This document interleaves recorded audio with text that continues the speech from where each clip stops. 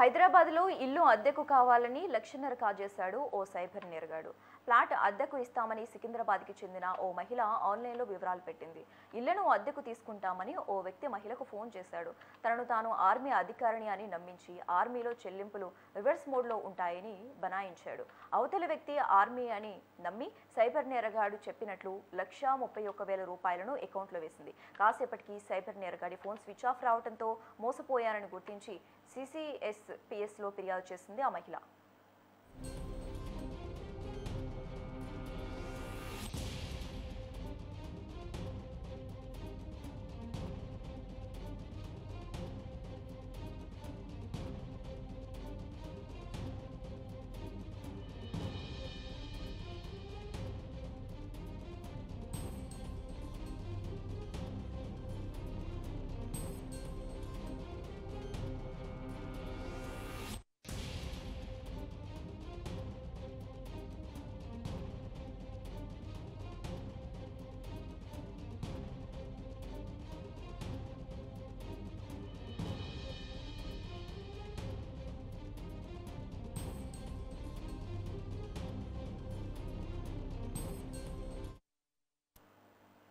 హైదరాబాద్లో ఇల్లు అద్దెకు కావాలని లక్షన్నర కాజేశాడు ఓ సైబర్ నేరగాడు. ఫ్లాట్ అద్దెకిస్తామని సికింద్రాబాద్కి చెందిన ఓ మహిళ ఆన్లైన్లో వివరాలు పెట్టింది.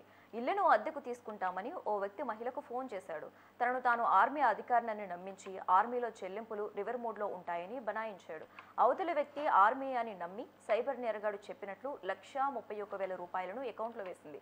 కాసేపటికి సైబర్ నేరగాడి ఫోన్ స్విచ్ ఆఫ్ రావడంతో మోసపోయానని గ్రహించి CCSPSలో ఫిర్యాదు చేసింది ఆ మహిళ.